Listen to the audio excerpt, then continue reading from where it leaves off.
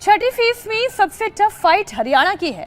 हरियाणा की जिन 10 सीटों पर इस बार चुनाव हो रहे हैं, अंबाला, भिवानी, महेंद्रगढ़, फरीदाबाद, हिसार, गुड़गांव, करनाल, कुरुक्षेत्र, रोहतक, सिरसा, सोनीपत, इन सभी सीटों को पिछली बार बीजेपी ने जीता था। 2019 के चुनाव में यहां मोदी का स्ट्राइक रेट 100% था, लेकिन कांग्रेस को उम्मीद है कि इस बार हरियाणा में बड़ा उलटफेर होने जा रहा है। हरियाणा को लेकर कांग्रेस की होप इतनी हाई क्यों है? क्या इस बार कांग्रेस हरियाणा में कोई उलटफेर कर पाएगी या मोदी एक बार फिर से हरियाणा में नंबर 1 रहने जा रही है, क्लीन स्वीप करने जा रही है? बीजेपी को सामने हरियाणा में सभी सीटों पर डिफेंड करने की उन्हें चुनौती मिली है, क्योंकि 10 की 10 सीटें 2019 चुनाव में बीजेपी ने ये सीटें जीती और 100% स्ट्राइक रेट के साथ सभी सीटें जीती। 2019 में बीजेपी का वोट शेयर 58% था, तो कांग्रेस 28% वोट शेयर ही यहां से हासिल कर पाई थी। यहां एक और बात आपको बता देती हूं, हरियाणा की 10 सीटों में से बीजेपी ने फरीदाबाद और करनाल की सीट 6-6 लाख से ज्यादा के मार्जिन से जीती थी, जबकि 5 सीटों पर बीजेपी की जीत का मार्जिन 3 लाख से ज्यादा था। वहीं भिवानी, महेंद्रगढ़ की सीट पर जीत का मार्जिन 4 लाख वोटों से ज्यादा था। इसके अलावा सोनीपत सीट की बात करें, जाट बहुल सीट है, बीजेपी ने यहां 1.5 लाख वोटों से ज्यादा के मार्जिन से चुनाव जीता था। केवल एक सीट ऐसी है, रोहतक, जिसका मार्जिन बहुत ही कम था। इस सीट पर भूपेंद्र हुड्डा के बेटे दीपेंद्र हुड्डा चुनाव लड़े थे, जिन्हें बीजेपी के अरविंद शर्मा ने हरा दिया था। इस बार फिर दीपेंद्र हुड्डा और अरविंद शर्मा आमने सामने हैं। रोहतक में हुड्डा फैमिली की प्रतिष्ठा दांव पर है। इस सीट पर बीजेपी के अरविंद शर्मा और दीपेंद्र हुड्डा के बीच कांटे का मुकाबला है। पिछली बार महज 7,503 वोट से हारे दीपेंद्र हुड्डा के सामने अपनी राजनीतिक विरासत को बचाने की चुनौती है। हरियाणा की इन 10 सीटों में से जिस सीट पर सबकी निगाहें हैं, वो जाट बहुल रोहतक है। रोहतक में हुड्डा फैमिली की प्रतिष्ठा, इस सीट पर बीजेपी के अरविंद शर्मा और दीपेंद्र हुड्डा के बीच में कांटे का मुकाबला है। जाट बहुल रोहतक सीट होने के बाद भी बीजेपी के अरविंद शर्मा ने 2019 के चुनाव में बहुत ही क्लोज मुकाबले में ये सीट निकाल ली थी। मात्र 7,503 वोट का ही अंतर था। पिछला चुनाव अरविंद शर्मा से हार चुके दीपेंद्र हुड्डा इस बार अपनी राजनीतिक विरासत को बचाने की लड़ाई लड़ रहे हैं। वो कह रहे हैं कि सिर्फ ये सीट ही नहीं, बल्कि बाकी सीटें भी कांग्रेस ले जाएगी। रोहतक से कांग्रेस के प्रत्याशी दीपेंद्र हुड्डा सर हैं। सर, आज वोटिंग होनी है, आप कितने आश्वस्त हैं इस बात? पूरा विश्वास है कि रोहतक लोकसभा सीट से बड़े बहुमत से कांग्रेस पार्टी जीतेगी। लोगों का आशीर्वाद मुझे मिलेगा। जिनके सामने आप खड़े हैं, उन्होंने पिछले बार आपको शिकस्त दी है। ये कहा जा रहा है कि कांग्रेस हरियाणा में 2 गुटों में बटी हुई है। कोई हरियाणा में से कांग्रेस एकजुट है, हरियाणा का मतदाता एकजुट है।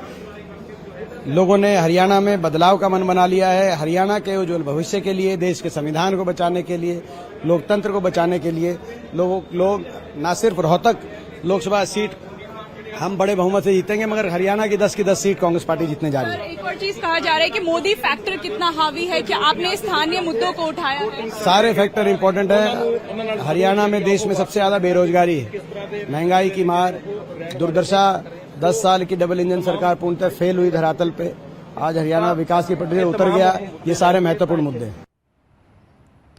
इस बार दीपेंद्र हुड्डा पूरी तैयारी करके मैदान में उतरे हैं। रोहतक में करीब 6.5 लाख जाट वोटर्स है, जबकि 3 लाख एससी वोटर्स है और 2.25 लाख यादव वोटर्स की आबादी है। वहीं सीट पर ब्राह्मण वोटर्स भी करीब 1,30,000 हैं।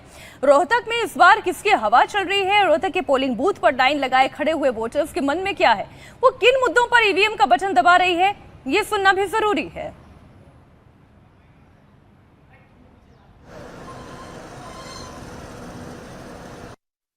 हरियाणा में लोकसभा के चुनाव हो रहे हैं। इस समय मौजूद है सांघी विलेज में। हॉट सीट इसे माना जाता है, क्योंकि कांग्रेस की तरफ से दीपेंद्र हुड्डा मैदान में है, बीजेपी की तरफ से अरविंद शर्मा मैदान में है। पिछली बार दीपेंद्र हुड्डा ये अपनी सीट हारे थे, लगातार सीट जीतते आ रहे थे, लेकिन पिछली बार जो है उन्हें शिकस्त मिली थी। इस समय दीपेंद्र हुड्डा अंदर वोट भी कर रहे हैं। महिलाओं से बात करने की कोशिश करेंगे कि क्या वो सोच के इस बार वोट डालिए, क्या परेशानी है यहाँ पे, किन बातों पे आप इस बार वोट डालने वाले हैं? बेटी, हम तो बहुत दुखी कर दिया इस मोदी ने। परेशानी के मरता को आज भी झाड़ ली, कुछ नहीं छोड़ रखा मोदी ने। कर नए पुराने और हम 10 कति फ्री कर दिया जमा कभी नंगे ऊंचे सब तो ऊंचे कर दिया बेटी। क्या परेशानी है, क्या यहाँ आप किन मुद्दों पे आज वोट? बेरोजगारी ज्यादा है जी, बेरोजगार। हाँ, अरे विकास करेगा, दीपेंद्र आएगा तो विकास होगा कांग्रेस में। क्या कहेंगे, क्या परेशानी है, किन मुद्दों पे हरियाणा की जो औरतें हैं, क्योंकि कांग्रेस ने बोला 1 लाख रुपए देंगी, क्या इस गारंटी पे आपको भरोसा है? और करना भरोसा बेटी, सारी चीज देगी कांग्रेस जो को छोटी है ना। और मोदी सारा झूठा, मोदी कभी झूठा। एक स्कूल था 10 गांव में कार्ड था, वो भी तड़ुआ दिया मोदी ने। बाल कित पर देखे करे वाला के बोले, यो भी तो देखो कि सब। आपने रोहतक के लोगों की बात सुनी, दीपेंद्र हुड्डा को लेकर उन्होंने क्या कहा ये भी सुना। अब मैं आपको हरियाणा की एक और सीट के बारे में बताती हूं जो है तो जाट बहुल, लेकिन बीजेपी और कांग्रेस ने यहां पर ब्राह्मण उम्मीदवारों पर दाव लगाया है। बीजेपी ने यहां से मोहन लाल बड़ौली को मैदान में उतारा, वहीं कांग्रेस की तरफ से सतपाल ब्रह्मचारी उम्मीदवार हैं। दिलचस्प बात यह है कि उनेलो और जेजेपी ने यहां जाट उम्मीदवारों पर दाव लगाया है। सोनीपत में करीब 6 लाख जाट वोटर्स हैं जो जीत कर हार का फैसला करते हैं। इसके अलावा 2 लाख ब्राह्मण वोटर्स भी इंपॉर्टेंट रोल अदा करते हैं। हरियाणा में इस बार कांग्रेस एड़ी चोटी का जोर लगा रही है, लेकिन सवाल यह है कि एक सीट छोड़कर बाकी सभी सीटों पर जितना बड़ा हार का मार्जिन था, क्या वो इतनी आसानी से कवर हो पाएगा? अब करनाल की ही सीट को आप ले लीजिए, यहाँ 2019 में 6,56,000 से ज्यादा का मार्जिन था और इस बार तो बीजेपी ने करनाल से पूर्व सीएम मनोहर लाल खट्टर को मैदान में उतार दिया है।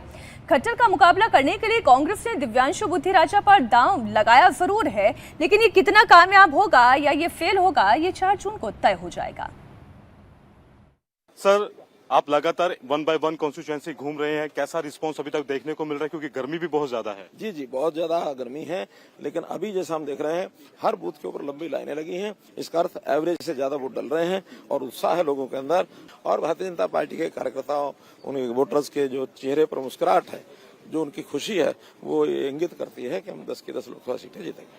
आप लगातार 2 बार प्रदेश के मुख्यमंत्री भी रहे हैं, तो इस बार जो वोट डाला जा रहा है, क्या वो आपके नाम पर डाला जा रहा है या जो केंद्र का विकास है उसके नाम पर वोट जो है वो? देखिए, क्योंकि लोकसभा का चुनाव है, निश्चित रूप से नरेंद्र मोदी जी की जो ख्याति है, जो उनका एक सूझबूझ से उन्होंने बड़ी बड़ी समस्याएं हल की हैं, जनता उसका मूल्यांकन करती है और जनता को मालूम है कि कांग्रेस तो हमेशा डराती रही है। लेकिन सर, लगातार जो विपक्ष है, जैसे आपने कांग्रेस का जिक्र किया, वो ये कह रहे हैं कि साउथ में साफ और नॉर्थ में हाफ। मैंने कहा विपक्ष के लोग किसी भी प्रकार की बात कहेंगे, अपने आप को क्लेम करके ज्यादा बताएंगे, जनता को भ्रमित करते हैं, लेकिन जनता भ्रमित होने वाली नहीं है। जनता प्रत्यक्ष को देखती है, हाथ कंगन को आरसी क्या, पढ़े लिखे को फारसी क्या। जनता पिछले 10 साल से देख चुकी है कि मोदी जी की वर्किंग कैसी है। करनाल फतेह करने को लेकर बीजेपी कॉन्फिडेंट है। खुद मुख्यमंत्री नायब सिंह सैनी घूम घूम कर माहौल देख रहे हैं। नायब सिंह सैनी कह रहे हैं कि हरियाणा की जनता को मोदी की गारंटी पर भरोसा है। बीजेपी इस बार फिर हरियाणा में क्लीन स्वीप करेगी।